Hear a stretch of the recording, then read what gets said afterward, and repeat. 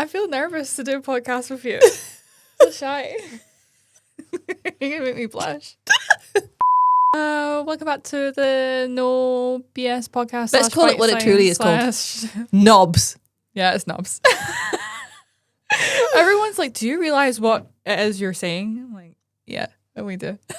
I like it. We absolutely do. And we have a special guest today. It's Bekka. Hi. Laura's on holiday. Yes. She's moved into her new home. Laura's on holiday and these guys are not like Chris and I and they don't future plan. So it falls apart. Yeah, I heard them talking about us on their podcast on Bitching. Sunday. They were saying that we're not reliable. Mm-hmm. Just saying. We're almost a year in. Never let it down. Oh, well, it is our fault. But we're not going to let you down. Becca's here and we have a really important topic to discuss. Yes, we do. I think a lot of people are getting really confused about the TPO ban. So confused. And people maybe aren't really understanding what it is. Mm-hmm. What is TPO? I mean, like nail techs aren't really supposed to know like exactly what all these chemicals are because it can be really confusing. But the more we understand it, the better equipped we are to deal with stuff like this. Absolutely. So I have loads of questions for you, Bekka. Excellent. Can't wait. So the first one is, what is TPO and why do brands even use it? So TPO is a photo initiator. It is also called, well, TPO is its, what do you call that? Acronym. It is trimethyl benzyl diphenyl phosphine oxide. I wrote it down. Yes! TPO. So it was the most commonly used photo initiator in gel products. And the reason that it was so commonly used was because it was so good at its job. And it was believed that there was no direct replacement for it. It was highly reactive. It was highly compatible with other monomers. It could cure in thick layers. It had reduced yellowing. And it had reduced oxygen inhibition as well. So all in all, it was just a really good, efficient and effective photo initiator. Do you want to maybe explain what the difference is between TPO and TPO-L? Okay, so yeah, that's something that somebody asked us yesterday about. I think they were confused about TPO and TPO-L. So it's very like the HEMA and DiHEMA situation. Or HPMA and HEMA, which is HEMA. They sound very similar, but there is a difference. So TPO is a photo initiator that is now being used to replace TPO. That is ethyl trimethyl benzyl phosphonate. Something like that. And it is like TPO, but one of the benzene rings in the molecule has been replaced with a thoxy, which makes it less toxic. Okay. So similar, but not the same. Not the same. So people don't need to panic when they see TPO-L. TPO-L, no. They probably won't see it even written down as TPO-L, but no, TPO-L is not being banned. I think we need to cover like why exactly it's being banned. I think there's a big like misconception. Well, first, should we tell them where it's being banned? Yes. Let's start with that. So TPO is being banned exclusively in the EU.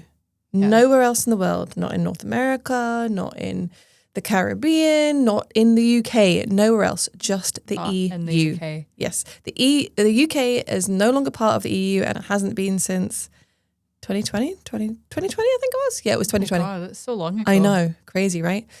So this does not affect the UK. The reason it's being banned is it is based on evidence that from a study that took place in Germany in 2020.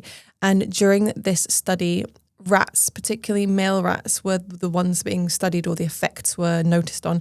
The rats were fed 600 micrograms per kilogram of their weight of TPO for 10 days. So if we put that into human terms, they would have eaten the equivalent of 514 tubs of Duragel every single day. And that's 25 gram big pots of Duragel every day for 10 days. That's because our original formula Duragel contains 0.1% TPO.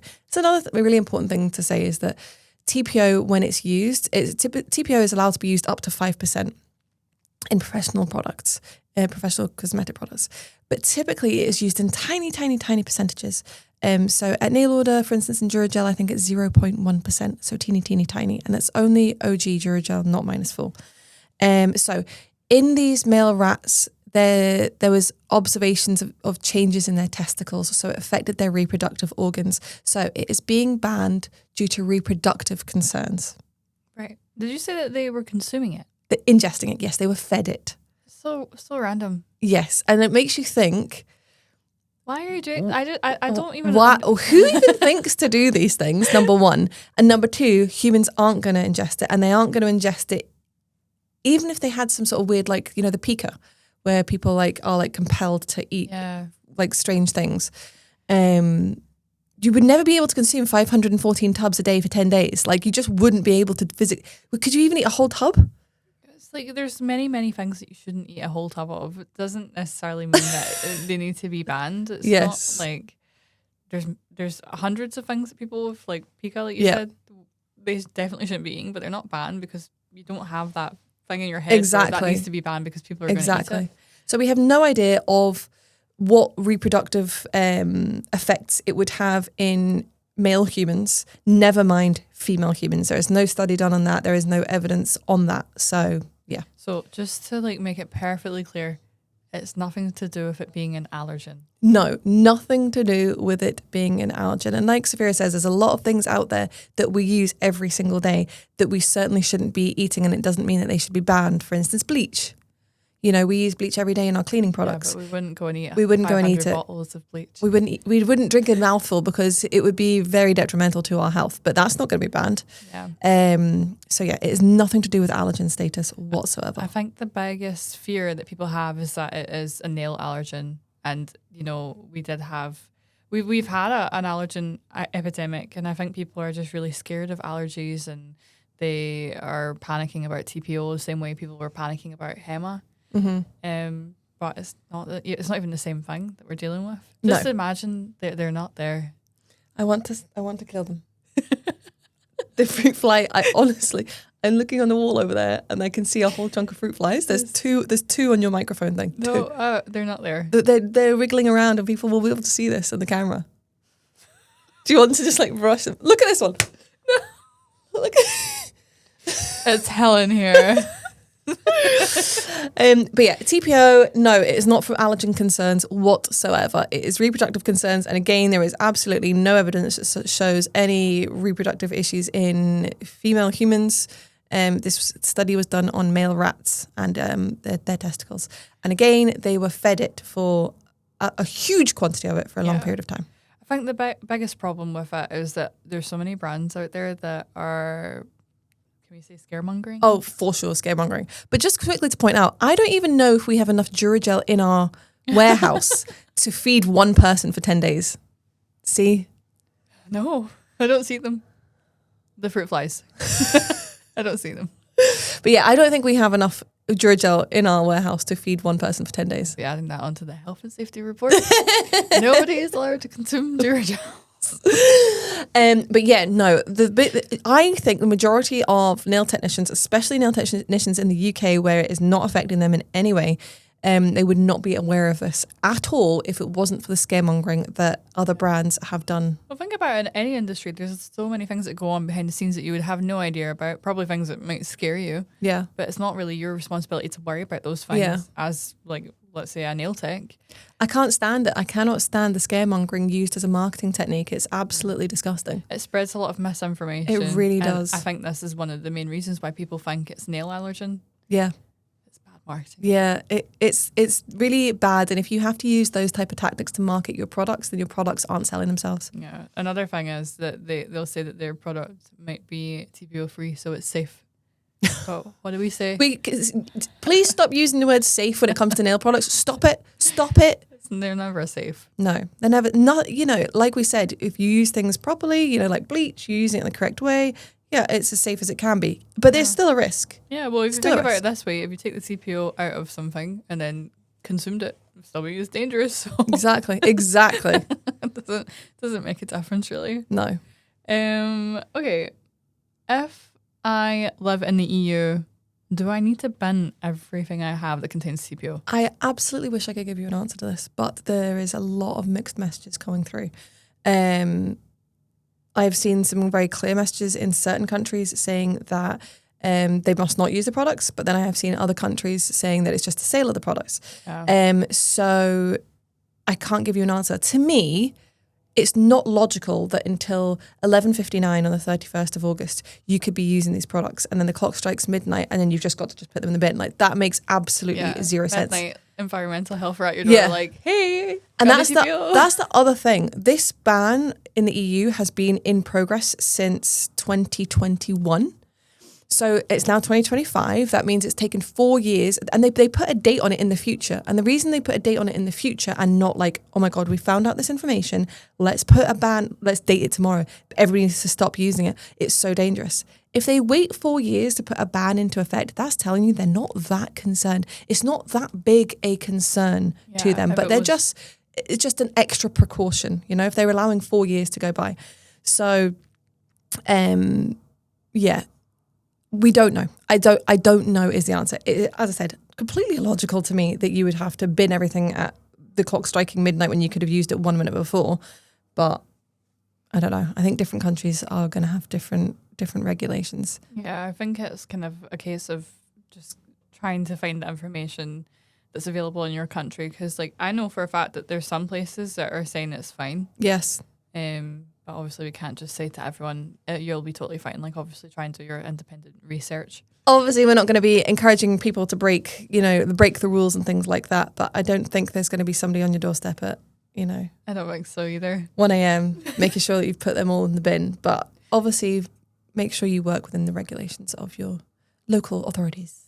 Another thing I see a lot on the comments about TPO on videos and things are people saying that they are really struggling to find SDS sheets. Mm-hmm. So they can't be sure what products are in, like what chemicals are inside products, which I found really surprising. I find it so surprising, and I've said this before a few times, that I genuinely believe that. I believe that companies who sell cosmetics, regardless of what it is, should be mandated to have those SDS freely available on their website. There's no reason that they shouldn't be. It's like a... Yeah, like I don't understand why they are not. At Nail Order, we have all of ours attached to our products on our website, so they are freely available for you to find. Yeah, every single product. Yeah. They're chemicals at the end of the day. Yeah. And if you own a business, you need to have that on hand for yourself, for your own personal health and safety. And remember, TPO is not going to be denoted on an SDS or on the back of a bottle as TPO for the most part. It will be as its Sunday name, so trimethyl ethyl benzyl phenylphosphine oxide.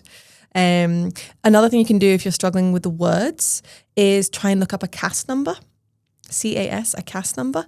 And then when you're looking at the SDS, if the words are becoming very confusing to you, you can just locate the CAS number. I think a CAS number is about eight numbers long. And that's a lot easier to locate. And then if you're looking at that CAS number, because chemicals can have all sorts of names, all sorts of differing names. But if you're looking for that one CAS number, you know that you're looking at the right thing. That's very helpful. Mm-hmm.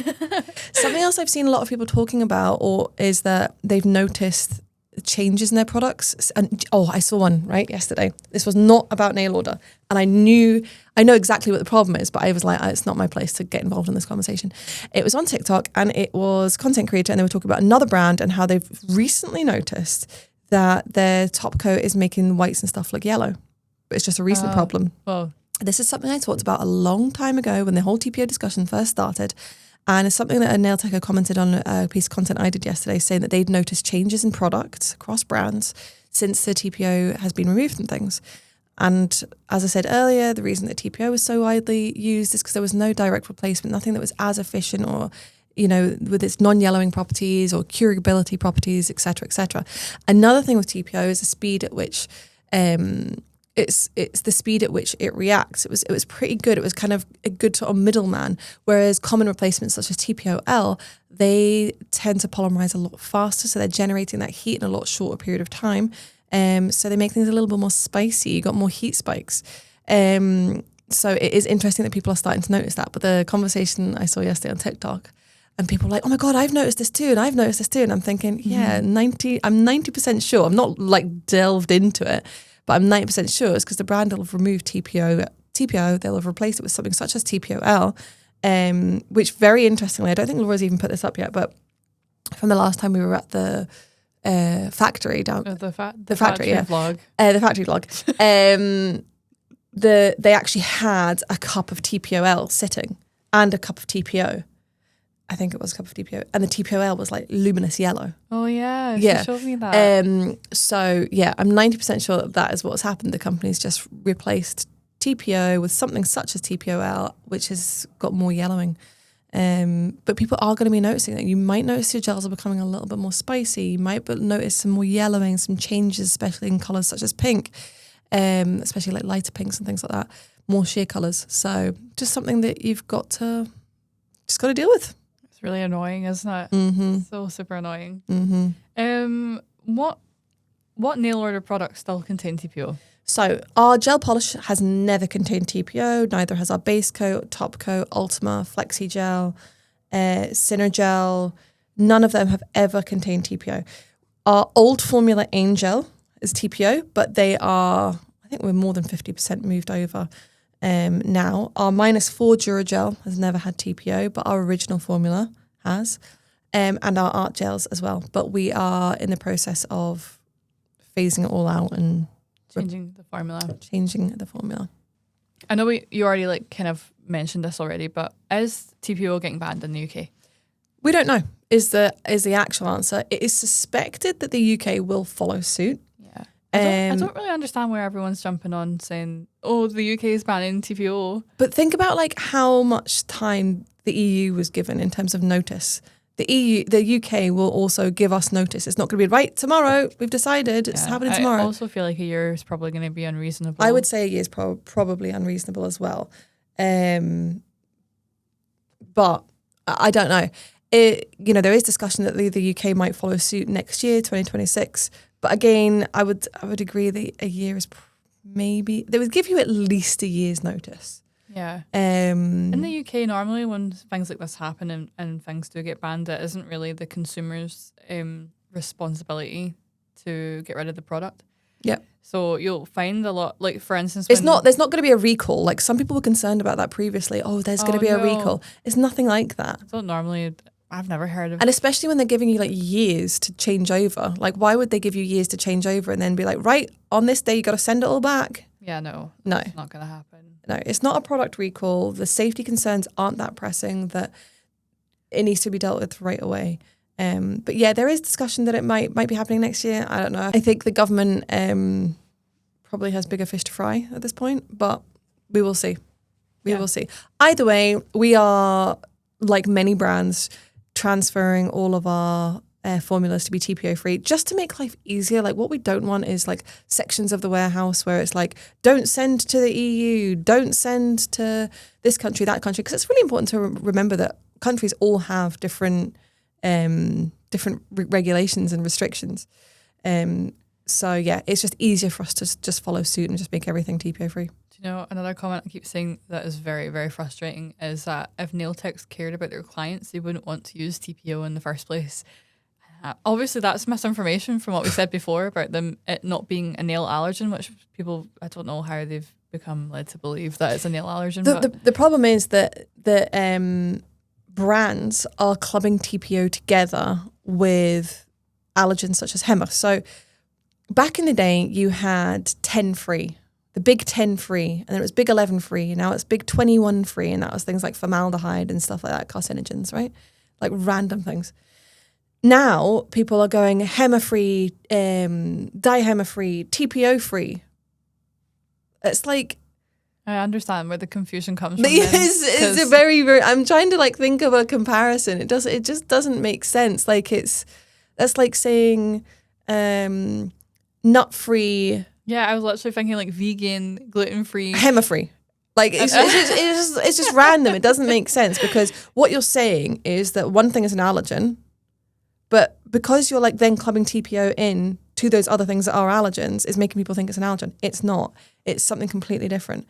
So yeah, also, here's my argument when saying TPO free, especially like European brands, is it's completely redundant because your product's meant to be TPO free anyway, so why even say it? Yeah. Like if the product's being banned, it's like when people use the vegan badge for things that are like, this mobile phone holder is vegan. You don't have a non-vegan alternative, and that is the rules and the law when it comes to being able to label something vegan, right? There must be a non-vegan alternative. So you can't market something as vegan if there isn't a non-vegan alternative. Oh, so they probably can't even say that about TPO then, because there is, well, maybe elsewhere in the world, but not in the EU. Yeah, it's a moot point. It's completely redundant because there shouldn't be a version that has TPO in it. I don't think about these things. So yeah, it is really, really silly. This brand's marketing it as TPO free. If other brands hadn't done silly scaremongering marketing, brands would have just changed over. This happens all the time.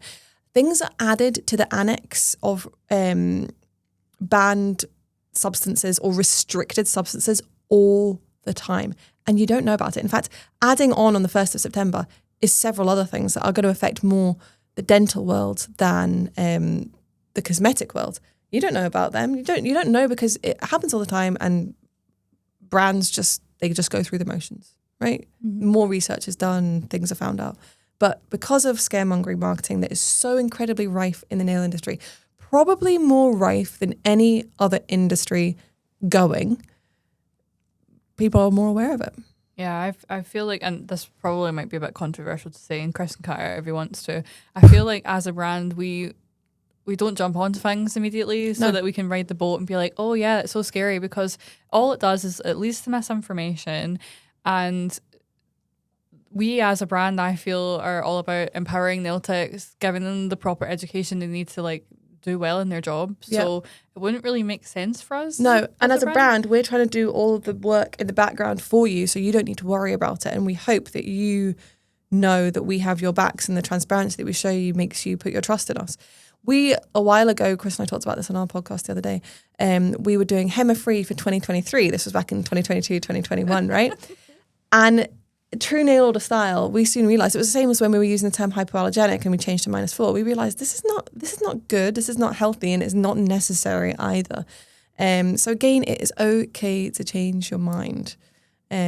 But yeah, the only reason we are talking about the TPO ban right now is because of scaremongering that's happened in the nail industry. And you're never going to see us advertising things as TPO free, blah, blah, blah, blah, blah. Because one of my other questions was literally, why have you not jumped on and talked about it sooner? Because we've talked about it quite frequently in terms of addressing the scaremongering and addressing people's questions and worries. But we don't need to. We don't need to implement those type of marketing techniques to market our products. Our products are great. Our products, we believe, are as safe as they can be. They're consciously made, and they're made by nail techs for nail techs to be able to use easily and with a clear conscience. We don't need to be utilizing these underhanded tactics to sell our products. Yeah. Simple. We've got clean hands. For sure. Is there anything else you feel like you want to mention about TPO? Just in general, do not worry about it. There is absolutely nothing to worry about. If you're worrying about using TPO in your nail products, then I would suggest that you stop using polymerizing products, acrylic-based products, which gels are as well, because there are far bigger things to concern yourself with. And I would go and live a very natural lifestyle. Do not worry about it.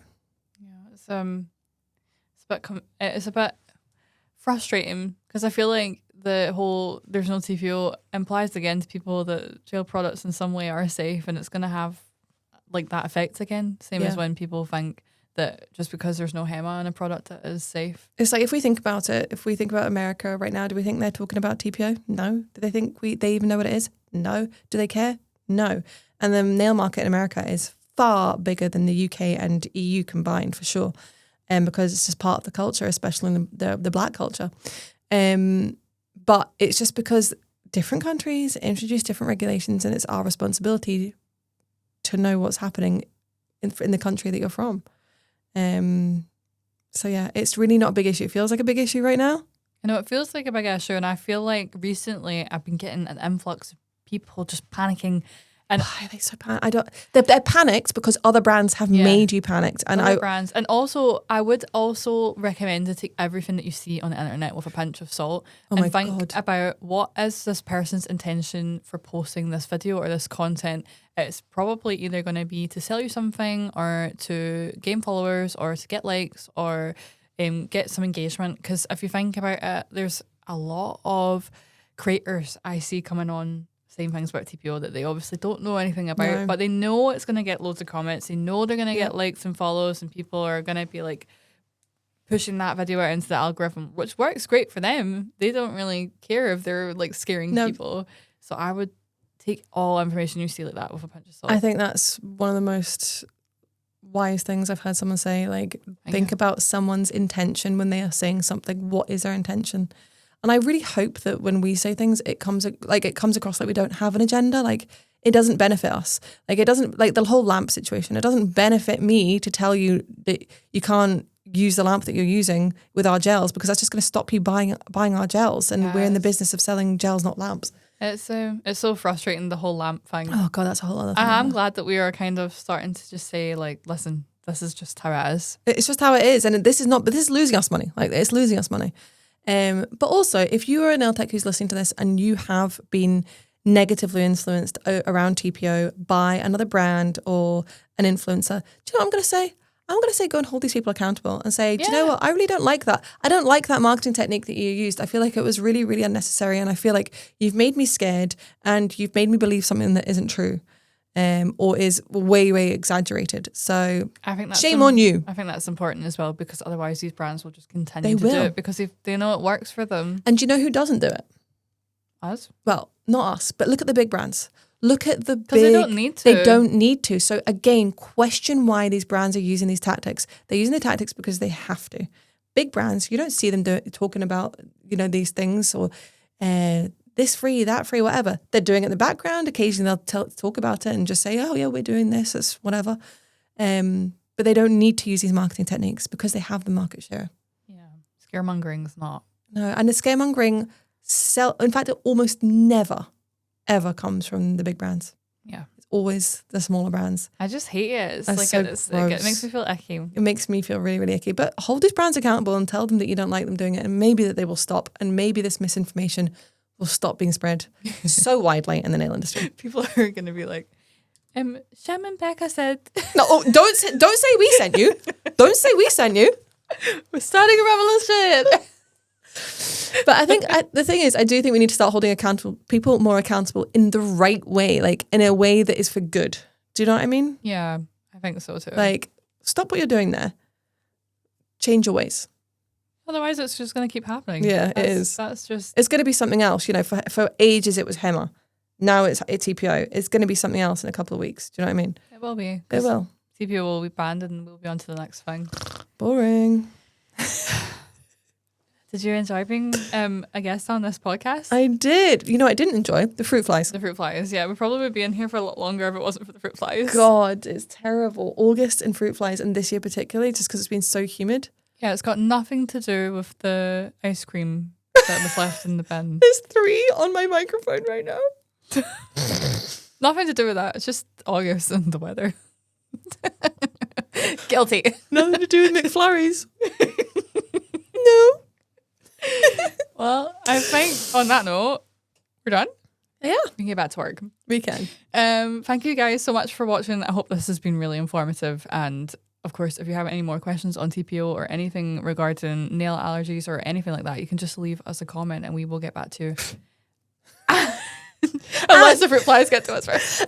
And share this wide and far to try and help some of your nail technician besties have their minds put at ease when it comes to the whole TPO ban, and spread some factual information. Yeah, don't be scared to give us a like. And we'll see you in the next one. Bye. Bye.